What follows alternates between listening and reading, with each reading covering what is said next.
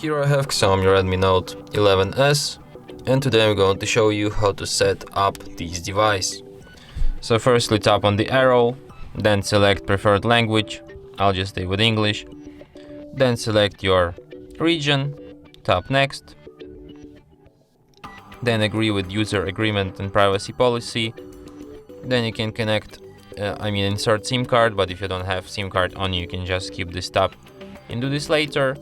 Then you can connect to the Wi-Fi, but if you don't have any opened Wi-Fi network around, you can just skip this step and connect to the Wi-Fi later. Then you have to disable all ticks here and accept Google's terms of service and privacy policy. Then you can set up screen lock, but you can also just skip this step and do this later in settings, or just don't do this at all.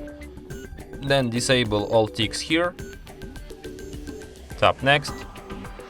Then you can select default launcher, you have classic or app drawer, and setup complete.